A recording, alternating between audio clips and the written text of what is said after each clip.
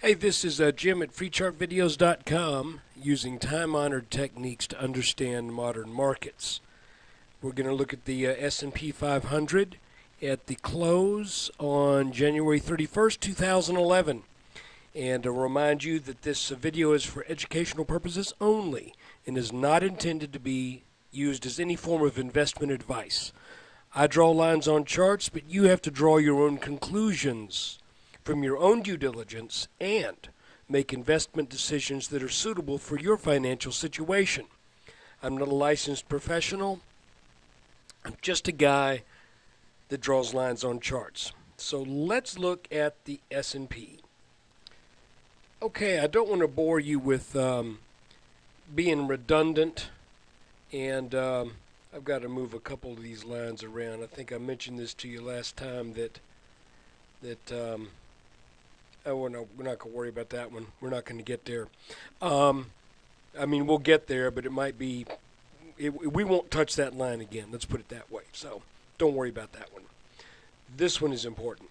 So anyway, I don't want to bore you with being redundant. So we're just going to look at, here, let's kill the volume too. We're just going to look at today's action in context of the past couple of weeks, and also in context of the big breakdown that took place on Friday of last week on the 28th.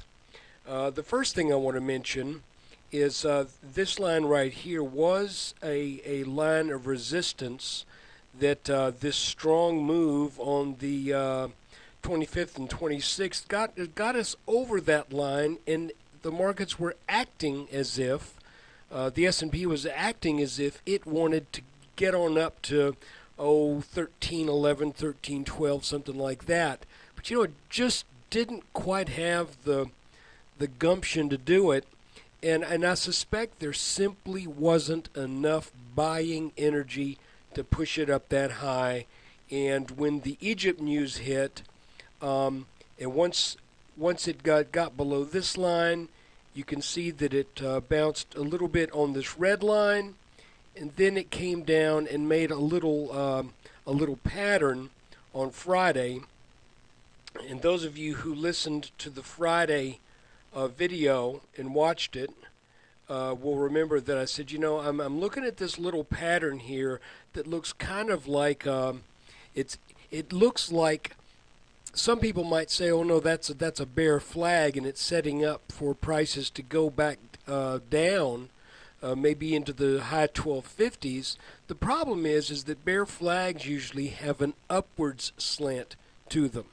So when the markets opened this morning, they got up over that line. That was a pretty good sign. Now, what do we need to look out for at this point? Well, we've got this line here again that is going to be and is resistance. We tried twice today for the S&P to get up over that line, and the first time it was turned back. The second time, the clock stopped, and the markets really ended right when the S&P was about at that line again. So what we need to do is watch tomorrow. If we get over this line, then I'm thinking we probably will get back to back test, at least to back test this line. And it's possible, because when you look at the big picture, which we'll do here in just a second, it's possible that that this was just a temporary thing. However, you do want to be on the watch where this was not a bear flag. Now that we've gotten up out of this, there is always the potential, and I'm just saying this is something you need to look for. For some reason, my computer's really been acting kind of weird lately with this Silverlight thing. So there's the possibility that this could be a bear flag. Okay, and if this maintains a rising wedge shape, and it looks like we are encountering weakness at a particular level, then you might want to consider that this may be what's going on. All right, so the markets are not really giving us anything strongly bullish, and they're not giving us anything horribly bearish. They're just saying, you know, we're dealing with this large downwards move on Friday, and this could be a case of going sideways and then breaking up for the low 1300s, which I believe still 1340, 1350 is going to be the target. Let's back off from this just a second, and I'll show you why this green line is important. There, if we look at the last 1, 2, 3, 4, 5 months of trading, you can see that that it appears as if we are in a channel where we started at this level. We had that small correction in November that took us back to this level. That's when I originally drew this line, and now it looks like we may simply be testing that line again. If this line breaks, then we're going to go down further. We're going to get into the, you know, where's this line right here, 1230 something. We'll look at it if that happens. I don't think that's going to happen in one big move. So anyway, today what happened is we made a bounce right where it looked like we were going to bounce. Again, see, that thing moved again. So we bounced on this green line. We also bounced on the back test of this line right here that was drawn over this peak and this peak.